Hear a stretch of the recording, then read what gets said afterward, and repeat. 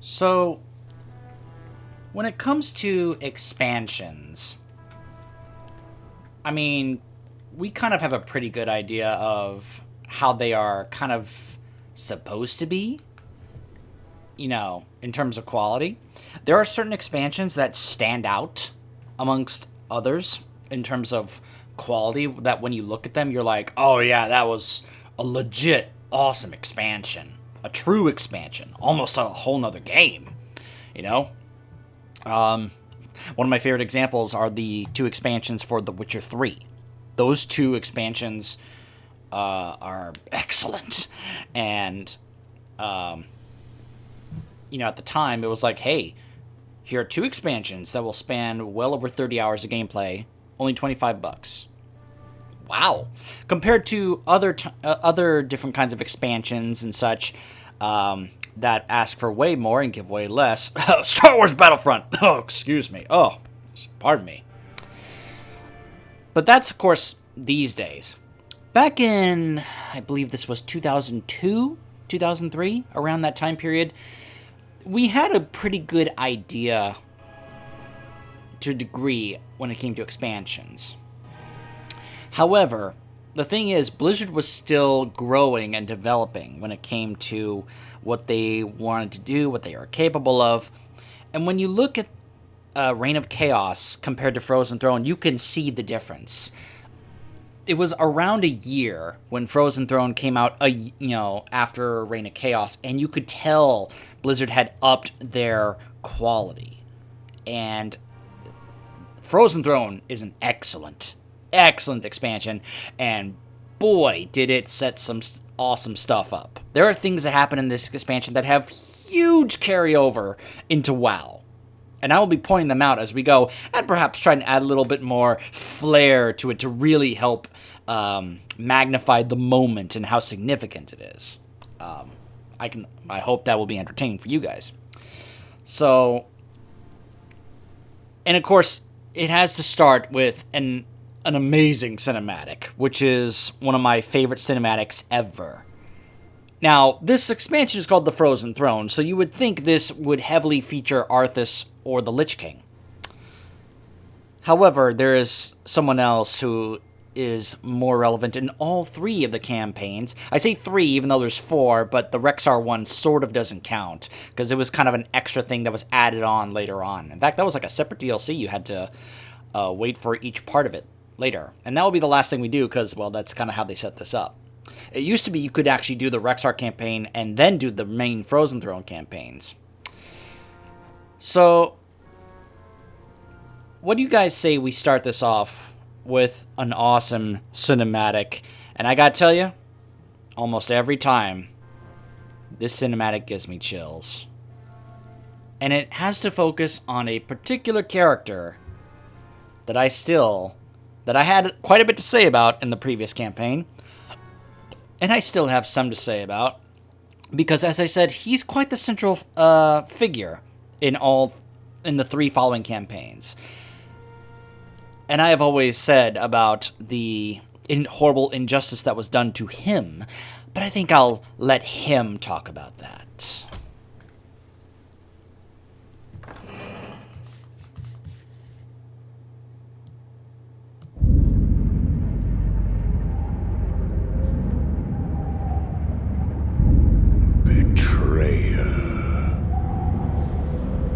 In truth, it was I who was betrayed.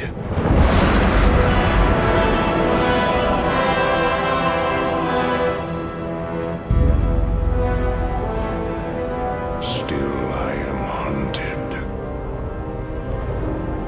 Still I am hated. Now my blind eyes see what others cannot.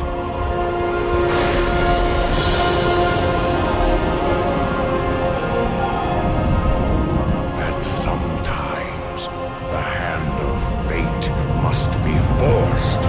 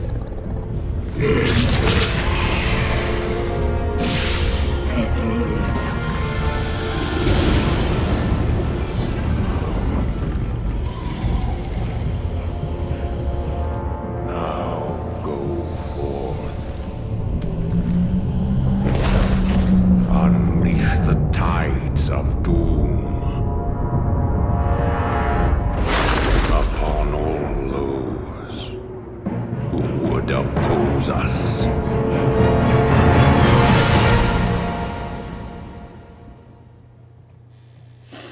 Woo, woo, there they are. Ooh, the chills. Woo, the chills. Like I said, almost every time. Man, that... I love that cinematic. I just love how that starts. With him speaking the truth. In truth, it was I who was betrayed.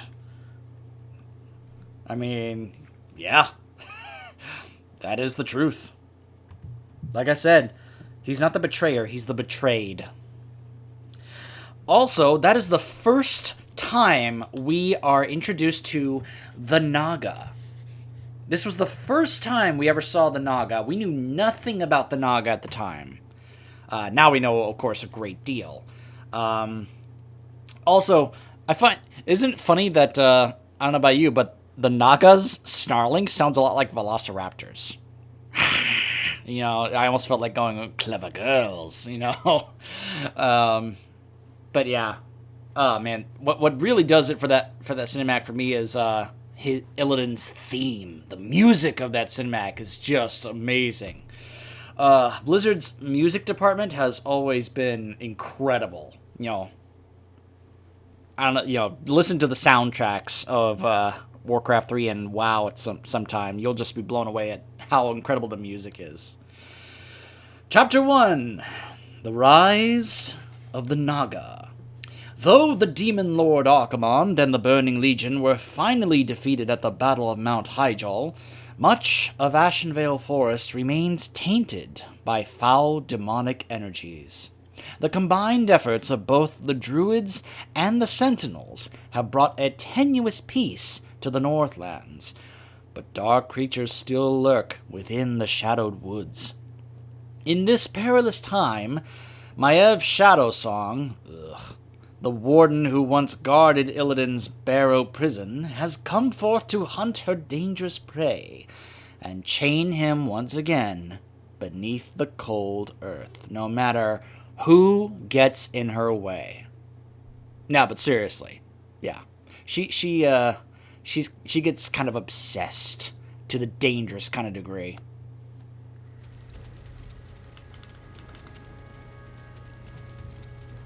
These tracks are fresh, but they split off in opposite directions.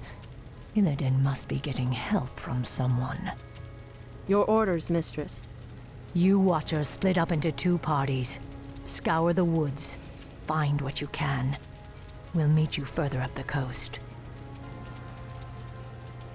Remember, sisters, if you find Illidan, do not attempt to take him without the rest of us. He is far too dangerous to tackle alone. Yes, mistress. The rest of you, follow me.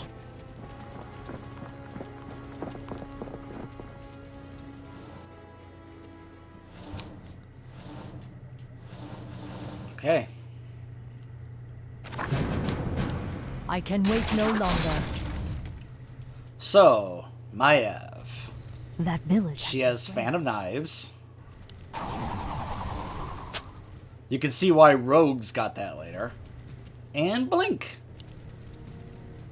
The guilty will suffer. Huh.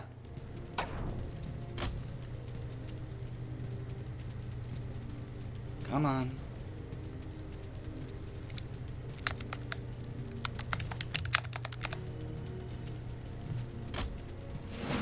Alright. I will finish the hunt. bodies have been mutilated. Do you suppose demons did this? Illidan's stench hangs heavily over this place.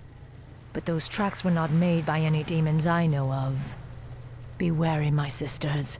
There's no telling what horrors Illidan has called to his side. Now, some of you may go, what does she mean by his stench? Remember, this is a woman who has watched over him, having him imprisoned for 10,000 years, and she did that personally. As I read to you guys in the prelude of the Illidan book, she would visit him in his cell over those 10,000 years more than anybody. And as I said, my theory is that she, a lot of the time, went down there to torment him and taunt him. It was part of my theory that I thought a little bit more later on about how, why did Illidan know that Arthas was a human? Probably because Maiev was going down there saying things like, so I learned about these new things called humans. They seem to be interesting. Though it's not like you'll ever get to see them because you're going to be down here forever. You know, that kind of stuff. You know, just wanting to really rub it in and make him as miserable as possible during his time in a cell. Now you may think, oh, that sounds a bit harsh. As we will see later on, Maiev is messed up when it comes to her obsession with having Illidan be her prisoner. Finish the hunt. Mistress, the Furbolgs have succumbed to the forest's corruption. It's as if they've lost themselves to mindless rage. Their tribe suffered greatly during the Legion's invasion.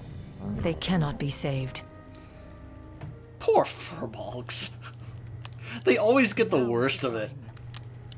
The guilty will... As I suspected. Their whole race has gone mad. Slay them all. You guys want to know how I play my rogue in WoW? I just spam Phantom Knives. The end draws near. I will finish the hunt. But then again, I usually use my rogue for farming older content stuff, so it's not like my rogue is my main. I can wait no longer. The guilty will suffer. The Legion's corruption still grips the land. Ambush! The satyrs are attacking! Drive the foul brutes back! Wretched fools! You cannot stop the Master. His is the hand of glory. So, Illidan sent you foul satyrs to slow us down. He must be getting desperate. Mistress Shadowsong, we're lucky to have found you. Report. My party was attacked by a bloodthirsty wildkin. Apparently, Illidan's passing drove the creature mad. There's no telling how many more innocents it might harm. This madness must end. We will find the creature and put it down. I like how she automatically assumes that Illidan is behind all of this. The guilty will suffer. Illidan's new minions struck here as well. They're bloodthirsty and fearless, whoever they are. Shadow Strike. Poison Dagger, which deals initial damage and then deals damage. Vengeance! We're after. Slay it quickly and put it out of its misery. Now is the time. The end draws near. Now is the time. The guilty will suffer.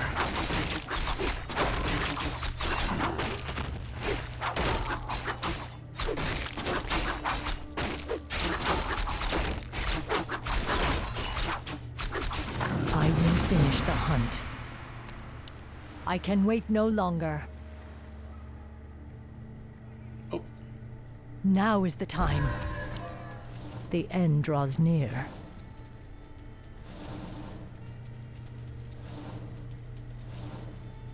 Let Maiev touch the rune. No longer. There we go. I will finish the hunt. There, mistress. Those must be the creatures we're after. Wretched night elves, you are no match for the Naga. Naga. Many craven races have tempted our wrath over the centuries. None have survived. Wretched woman, we will retake the surface world and put an end to your vile race once and for all. Now, just to re-emphasize this, at the time, we knew nothing about the Naga. Now, knowing what we do know about the Naga, some of these conversations are actually kind of hilarious. Knowing what we know about the Naga, what they really are, what they used to be. These poor folk were slain just like the others. Illidan has much to answer for. He'll wish he were still chained in his cell when I get through with him. But these wrecks, why would they destroy ships? I don't know. Wait. He may have taken to the sea. Hurry, sisters. The port of Nendis lies to the north. Perhaps there we can find a ship and set sail after Illidan. The end. Now, some of you may be wondering, knowing what we know, Finish the hunt. why did Azara allow Illidan to have the Naga aid him? So, as I said, because we know about the backstory of the Naga and Azara, it's possible that it has to do with the connection to the Burning Legion. Remember, the reason Azara betrayed her people with the Sundering and such was because she was actually kind of into Sargeras. And when I say into, we know about how Queen Azara is, where she's not exactly the kind who would be like, oh, Sargeras, you're one of those. She'd be like, you may be my equal. That's the kind of thing that Azara would say when she looks at Sargeras, like, you could be my equal, someone worthy of me. Because that's just how Azara is. We're wasting time here. So, because we then... Thank Elune. A band of satyrs captured the rest of my party. The twisted brutes are holding them in the nearby woods. We will find them. As I was saying, because we later find out that Illidan's doing this because he was, quote-unquote, requested to by Kil'jaeden, Illidan perhaps could have mentioned that, and I doubt Azara would not know who Kil'jaeden is. If she's aware of Sargeras, I have a feeling Sargeras would have probably informed her, by the way, these are my two highest-ranked lieutenants, Archimonde and Kil'jaeden. They work for me, so if they need help, be sure to do that. And she would have been like, oh, but of course. That's just my speculation. I'm not saying that's what actually happened. That's mainly my big theory as to why the Naga would have been aiding Illidan in this task. I will finish the hunt. The end draws near. We shall free you. Night Elf Watchers. I knew there were more of them skulking around out there. You will release my warriors immediately. Hi! I can wait no longer. The guilty will suffer. By the light of the moon. Okay. I can wait no longer. Waiting on you. What is nature's We're call? getting close. I smell something vile upon the wind. How good is your sense of smell, Maiev? That's what I'd like to know. There's Illidan. Now, in the original Warcraft, Frozen Throne, they actually gave him a model for this new updated version of Illidan with his metaform. You fools, the ships must be burned. The Master doesn't wish to be followed. I cannot allow Illidan to escape again. We must slay those Naga before they burn the ships. You are too late, little warden. The Master has already set sail for distant shores. However, he wished to thank you for the hospitality you provided during his imprisonment. He asked us to repay you in kind. You're welcome to try, monster. Let's repay her. Oh wait, I'm playing Maiev. I'm not playing as the Naga. Oh. The guilty will suffer. I was hoping to aid Illidan in that. For the trees. Save at least 2 ships. Justice will be done. Our warriors have Now engaged is the the time. enemy. The end draws near. I will finish the hunt.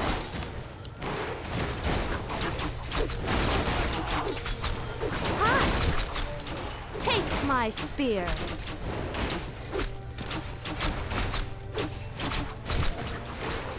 Gladly. Illidan is out there somewhere. The guilty will suffer.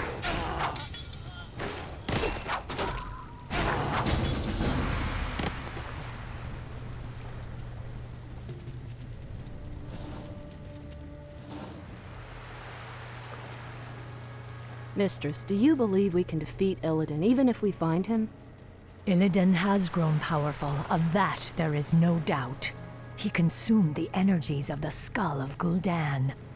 Now he is neither night elf nor demon, but something more. Let's remind you what happened in the original base game. Harbors so much hatred for us.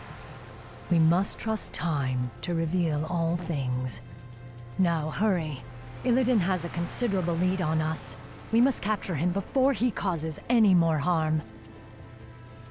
Why would they hate the Night Elves indeed?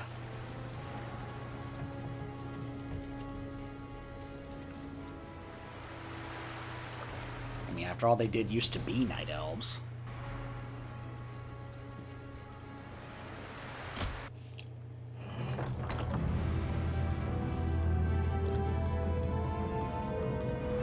And of course, Maiev just kind of, occasionally insults them, calling them craven races, not realizing or knowing that that actually used to be her people. Those used to be Night Elves. Of course, at the time, we didn't know that.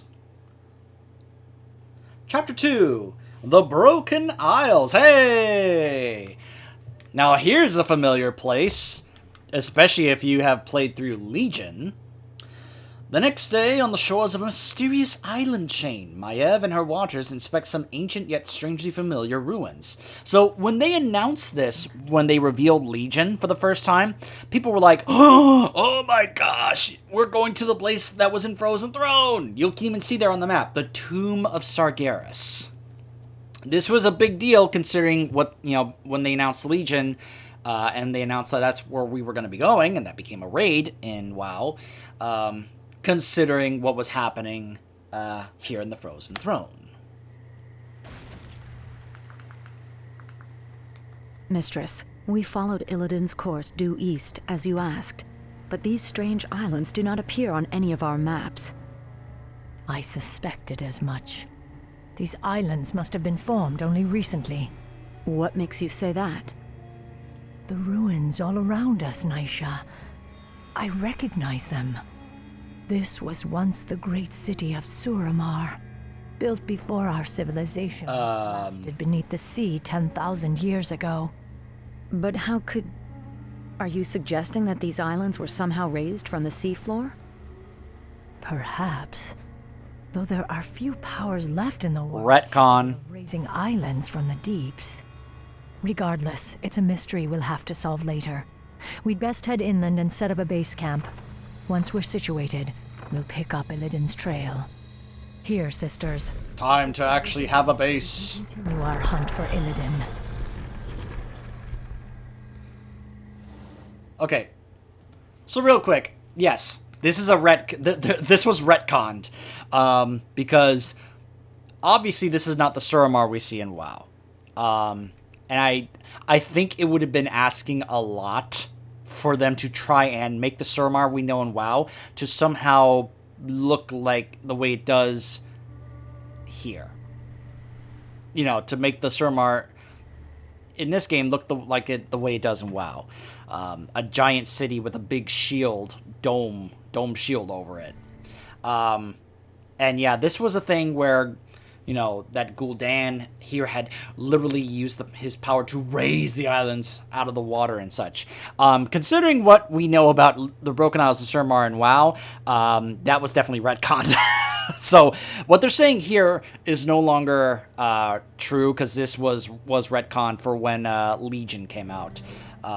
Because the whole idea of all those Broken Isles with the cities and such having just recently been raised out of the water, it would have been hard to buy and believe considering what they were talking about in Legion. So I just want to acknowledge that this is one of those big retcons between what was said in Warcraft 3 to what we then got in Legion in World of Warcraft.